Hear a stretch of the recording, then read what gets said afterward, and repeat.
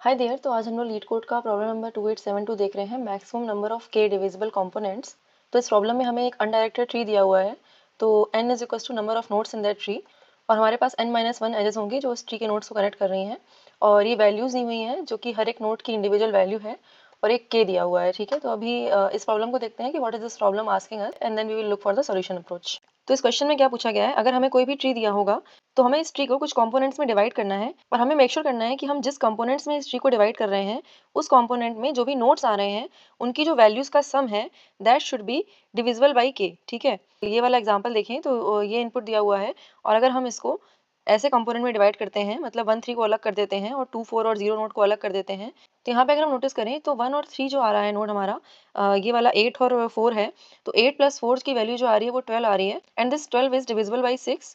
तो हम इसको एक कंपोनेंट में कंसीडर कर सकते हैं। सिमिलरली ये वाले जो नोड्स हैं इनका जो वैल्यूज का सम आ रहा है that is 1 plus 4 which is equal to 6। Again this is divisible by 6। ठीक है, तो यहाँ पे हम इस ट्री को दो कंपोनेंट्स में डिवाइड कर सकते हैं, इसलिए हमारा जो आंसर आएगा वो 2 आएगा। ठीक है, तो अभी हम लोग ये देखते हैं कि इस क्वेश्चन को अप्रोच कैसे करेंगे।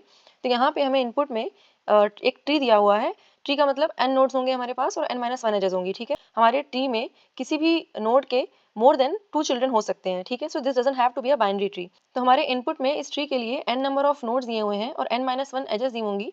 ठीक है, तो अगर हम इसको एज अ ग्राफ कंसीडर करके चलेंगे तो हमारे लिए ईजी होगा to process it. And anyways कोई भी जो ट्री होता है that is basically a graph. कोई भी ग्राफ जो है वो ट्री नहीं होता है, लेकिन हर एक ट्री ग्राफ जरूर होता है। ठीक है, तो this tree can be considered as graph and it will be easier for us to process this. ठीक है, तो किसी भी ग्राफ को स्टोर करने के लिए हम दो तरीके का डेटा स्ट्रक्चर यूज कर सकते हैं, या तो हम एडजेसेंसी लिस्ट यूज कर सकते हैं या एडजेसेंसी मैट्रिक्स यूज कर सकते हैं।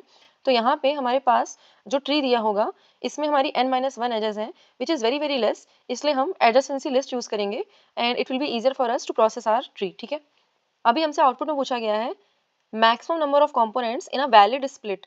अभी ये स्प्लिट क्या है, अगर हम किसी भी एज को रिमूव कर देंगे ट्री में से तो हमारा जो ट्री है वो दो कंपोनेंट्स में स्प्लिट हो जाएगा। ठीक है, तो यहाँ पे अगर हम नोटिस करें ये हमारा ट्री है, तो हम यहाँ पे अगर यहाँ यहाँ यहाँ तीन जगह से इसको स्प्लिट कर सकते हैं। ठीक है, और मैक्सिमम हम 4 कंपोनेंट्स बना सकते हैं यहाँ पे। ठीक है, तो अगर हमने ये वाली एज लेट से रिमूव कर दी तो हमारे पास एक ये कंपोनेंट आ गया और एक ये कंपोनेंट आ गया। ठीक है, तो हमारे पास दो कंपोनेंट आ गए। तो एक वैलिड स्प्लिट में क्या होगा, sum of values of each component should be divisible by K. तो अगर इस एग्जांपल के लिए हमारी वैल्यूज ये दी होगी 3 1 4 4 और हमारे नोड्स ये दिए हुए हैं, तो हर एक नोड के कॉरस्पॉन्डिंग यहाँ पे कुछ वैल्यू दी होगी हमें।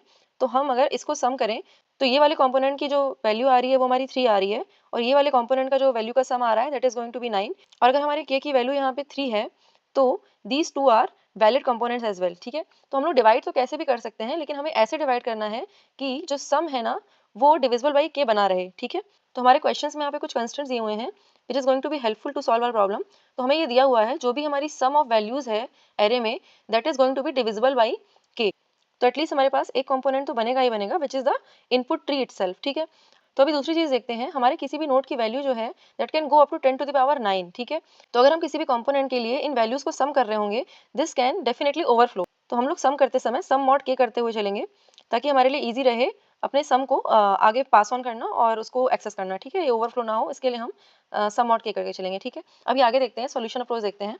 तो यहाँ पे instead of the node ID मैंने यहाँ पे नोड की वैल्यू ले ली है, जिससे इजी होगा देखना कि हम इस ट्री को कैसे डिवाइड करेंगे। ठीक है, तो यहाँ पे अगर हम कुछ ऑब्जर्वेशन देखें तो इस ट्री में कुछ भी एक डेफिनेट रूट नहीं मिलेगा हमें, है ना। हम किसी भी नोड को रूट नोड लेके चल सकते हैं, हमारा जैसे बाइनरी ट्री में होता है ना, यहाँ पे वैसा कुछ रूट एकदम से विजिबल नहीं है। ठीक है, तो इस ट्री में हम किसी भी नोड को रूट नोड कंसीडर करके अपना जो सोल्यूशन है वो बिल्ड कर सकते हैं। ठीक है, दूसरी चीज क्या है, अगर किसी भी वैल्यू को मॉड के करने पर 0 आ रहा है, ठीक है, और अगर हम उस वैल्यू में से के माइनस कर देते हैं तो this should also be divisible by के। कैसे, अगर ये देखो 20 मॉड 5 जो है वो 0 आ रहा है, अगर हम 20 में से 5 घटा दें तो 15 मॉड 5 स्टिल विल बी 0, और अगर हम इसमें से 5 घटा दें तो 10 mod 5 is still going to be 0। तो ये चीज नोटिस करने वाली बात है कि अगर हमारे पास ये ओवरऑल जो ट्री है यहाँ पे जो सम दिया हुआ है that is divisible by K, तो अगर हम इस सम में से कोई ऐसी m वैल्यू निकाल रहे हैं जो कि डिविजिबल बाई के है, तो भी हमारा जो रिमेनिंग वैल्यू है that is going to be divisible by K. तो इससे क्या पता चल रहा है हमें, तो लेट्स से अगर हमारा गिवन ट्री ये है और हमारा जो के की वैल्यू है वो 3 है, तो अगर हमने इस 12 को हटाया यहाँ से तो 12 मॉड 3 इज इक्वल टू 0, तो हमारा जो रिमेनिंग कंपोनेंट बचेगा ट्री का, इसकी जो वैल्यूज का सम आएगा that is also going to be divisible by 3।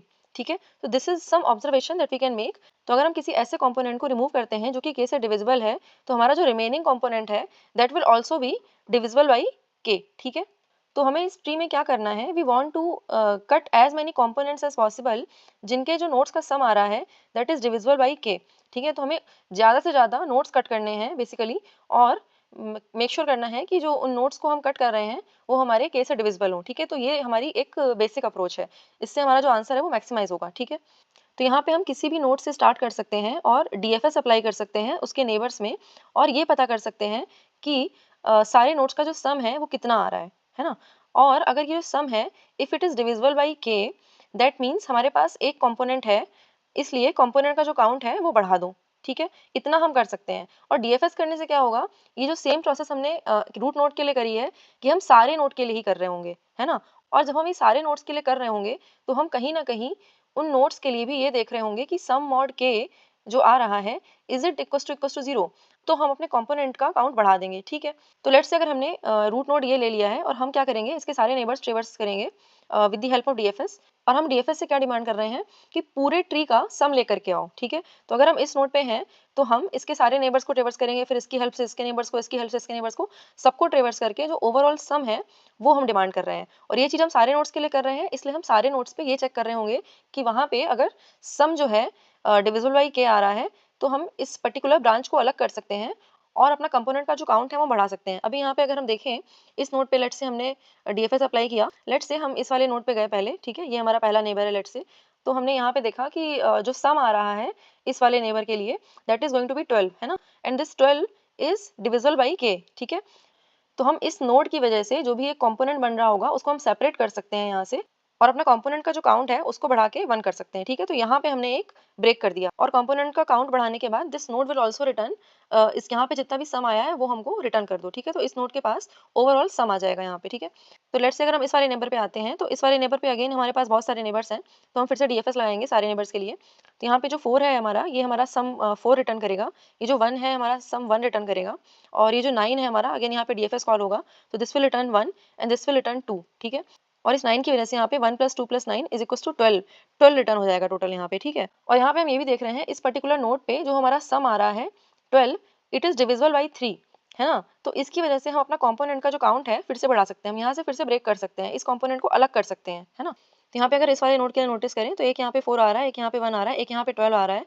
तो टोटल जो सम आ रहा है इसके चिल्ड्रन से दैट इज 17, और जो इसकी वैल्यू है दैट इज 1, तो 17 + 1 = 18, ठीक है। तो जब 18 आ रहा है, 18 is also divisible by K, तो यहाँ पे भी अब ये वाला नोड जो है वो अलग हो जाएगा। तो नोटिस करने वाली बात है कि ये वाला नोड एक अलग हो गया है ऑलरेडी, यहाँ पे फिर से ब्रेक हुआ, तो ये ऑलरेडी ब्रेक हो गया था, इस वजह से अभी ये छोटा वाला जो कंपोनेंट है ये बन गया है, ठीक है। और इस वाले पूरे कंपोनेंट ने टोटल 12 + 6 18 भेजा है आगे, तो यहाँ पे अभी हमारे पास 18 आएगा। अभी हम इस वाले नोड में डीएफएस लगाएंगे तो यहाँ पे हमें 4 आ रहा है, 4 is not divisible by K, तो यहाँ पे जो टोटल सम आ रहा है बस 4 का वो हम रिटर्न कर देंगे यहाँ पे। तो अभी जो ये वाला नेबर है अगर हम इसमें डीएफएस लगाएंगे तो यहाँ पे जो सम आ रहा है टोटल वो 6 आ रहा है which is divisible by K, तो ये वाला भी एक कंपोनेंट हम अलग कर सकते हैं, ठीक है। तो हम लोग क्या करेंगे, इसको भी एक अलग कंपोनेंट कर लेंगे और यहाँ पे हम एक ग्लोबल कंपोनेंट की वैल्यू जो है वो बढ़ा देंगे, ठीक है। उसके बाद इवेंचुअली हमारे पास ये 8 बचा है, 8 के पास टोटल जो सम आ रहा है हर तरफ से वो क्या आ रहा है 18 + 12 + 6 + 4, ठीक है, प्लस इसकी वैल्यू जो 8 आ रही है, ठीक है, that is going to be 48। और ये जो सम है again this is divisible by K, तो हम इसकी वजह से भी एक कंपोनेंट का काउंट बढ़ा देंगे, है ना। और ये जो कंपोनेंट है वो कौन सा है हमारा, ये वाला कंपोनेंट। तो यहाँ पे बहुत ज़्यादा खिचड़ी पक गई है, but I hope you are able to understand कि यहाँ पे हमने कैसे 5 कंपोनेंट्स कैलकुलेट किए हैं। तो यहाँ पे बेसिकली हम डीएफएस कॉल करेंगे, किसी भी नोड पे कॉल कर सकते हैं हम लोग यहाँ पे, उससे फ़र्क नहीं पड़ता। और हम हर नोड के लिए ये चेक करते चलेंगे कि इस नोड पे हमारा जो सम है क्या ये डिविजिबल बाई के आ रहा है। अगर हाँ तो दैट मीन्स कि हम इस नोड से जो प्रीवियस नोड था हमारा उसको अलग कर सकते हैं, मतलब कि जो हमारा कंपोनेंट है इसको अलग कर सकते हैं, और हम अपने कंपोनेंट का जो काउंट है वो एक बढ़ा सकते हैं, ठीक है। Now let's see the code for this. तो यहाँ पे हम लोग क्या कर रहे हैं, बेसिकली हम एक डीएफएस फंक्शन कॉल करेंगे, तो यहाँ पे हम सोर्स दे देंगे। तो सोर्स में हम लोग कुछ भी दे सकते हैं, कोई भी नोड वैल्यू दे सकते हैं, या तो हम n-1 नोड दे सकते हैं, या 0 नोड दे सकते हैं, 1 दे सकते हैं, उससे फर्क नहीं पड़ता हमें, ठीक है। यहाँ पे ये चेक कर लेंगे कि अगर हमारा नोड हमने विजिट कर लिया है तो उसको विजिट मत करो, बेसिकली हम 0 रिटर्न कर देंगे उसमें सम की वैल्यू। तो अगर हमने सोर्स को अभी तक विजिट नहीं किया था तो उसको विजिटेड एरे में डाल दो, और अभी हम यहाँ पे सम कैलकुलेट करेंगे इस पर्टिकुलर नोड से बाकी जितने भी नोड्स जा रहे हैं उनका, ठीक है। तो यहाँ पे हम इसके जितने नेबर्स हैं उसमें एक फॉर लूप चलाएंगे और अपना सम की वैल्यू हम अपडेट करते चलेंगे। तो हर सम के लिए हमें डीएफएस कॉल कर रहे हैं इसके नेबर्स में, तो इससे क्या हो रहा है उन नेबर्स के लिए भी सेम चीज कॉल हो रही है। और किसी भी नोड के लिए अगर हमारा जो सम है k से डिविजिबल हो जा रहा है तो हम यहाँ पे कंपोनेंट का जो काउंट है वो बढ़ा देंगे। तो this is going to be a global variable, ठीक है, और इसका जो काउंट है हम लोग बढ़ाते चलेंगे और एट द एंड हमको यहाँ पे बस सम रिटर्न करना है। तो हम सम मॉड k इसलिए रिटर्न कर रहे हैं क्योंकि हमने देखा था जो हमारे नोट की वैल्यूज है that can go up to 10 to the power 9, ठीक है। तो let's try to see the code for this. तो यहाँ कोड देखें अगर, तो हमने पहले एक एडजेसेंसी लिस्ट बना ली है, ठीक है, और उसके बाद एक विजिटर सेट ले लिया है। तो यहाँ पे हमने अपनी एडजेसेंसी लिस्ट को पॉपुलेट कर लिया है। तो यहाँ पे हमारे पास n नोड्स थे, तो हमने हर नोड के लिए एक लिस्ट बना ली है और हर एक एज के लिए हमने यहाँ पे सोर्स और डेस्टिनेशन नोड निकाला है और सोर्स में भी और डेस्टिनेशन में भी दोनों की लिस्ट में हमने उस नोड को ऐड कर दिया है। क्योंकि हमारा जो ट्री है वो अनडायरेक्टेड ट्री दिया हुआ है इनपुट में, इसलिए हम ये दोनों ही साइड में अपना नोड ऐड कर रहे हैं। तो किसी भी नोड पे अगर उस नोड का सम और उसके चिल्ड्रन का जो सम है that is going to be divisible by k, तो यहाँ पे हम काउंट की वैल्यू बढ़ा देंगे, ठीक है। तो यहाँ पे हमने एक dfs फंक्शन कॉल किया हुआ है और इस फंक्शन में क्या कर रहे हैं, हम अगर हमारा नोड ऑलरेडी विजिटेड है तो 0 रिटर्न कर दूँ और अगर नहीं विजिटेड है तो उसको विजिटेड एरे में ऐड कर दूँ। और हमने अभी करंट नोड की वैल्यू निकाल ली है, उसको सम में डाल दिया है क्योंकि हम इस नोड को भी ऐड करेंगे अपने सम के साथ और इसके बाद हम इसके सारे नेबर्स विजिट करेंगे और उसके बाद हम हर एक नेबर के लिए भी सेम dfs फंक्शन कॉल करेंगे, ठीक है। तो इससे क्या होगा, हमारे हर एक नोड के लिए dfs फंक्शन कॉल होगा और हमें पता चल जाएगा कि इस पर्टिकुलर नोड को हम अलग कर सकते हैं क्या अपने ट्री से। अगर कर सकते होंगे then we will increase a component count, ठीक है। तो अगर हमारा sum mod k is equal to 0 तो हम अपना कंपोनेंट काउंट बढ़ा देंगे यहाँ पे, ठीक है, और at the end we are returning this sum, ठीक है। तो यहाँ पे सम मॉड k इसलिए कर रहे हैं क्योंकि हमारी जो वैल्यूज है नोड की वो काफ़ी ज़्यादा हो सकती है। So this is the entire code, let's try to submit this. तो यहाँ पे अगर हम टाइम कॉम्प्लेक्सिटी की बात करें तो पहले तो हम ये फॉर लूप चला करके सारी एजेस ऐड कर रहे हैं। तो हमारी जो एजेस हैं वो भी ऑर्डर ऑफ n टाइप की हैं, तो यहाँ पे एक ऑर्डर ऑफ n टाइम लगेगा। उसके बाद ये हम हेल्पर फंक्शन कॉल कर रहे हैं और जो हमारा हेल्पर फंक्शन है ना, ये मेक श्योर कर रहा है कि हम सारे नोड्स के लिए एक ही बार इसको कॉल कर रहे हैं, है ना। तो इसलिए हमारा जो हेल्पर फंक्शन है ये ऑर्डर ऑफ n टाइम तक ही कॉल होगा। ऑल इन ऑल हमारी जो टाइम कॉम्प्लेक्सिटी है that should not be more than order of n, और हमारी जो स्पेस कॉम्प्लेक्सिटी है वो हैश मैप की वजह से और ये विजिटर सेट की वजह से ऑर्डर ऑफ n से ज़्यादा नहीं होगी। So yeah, space and time complexity both are going to be order of n, and that was all for this video. Thank you for watching. I'll see you next one. Bye bye.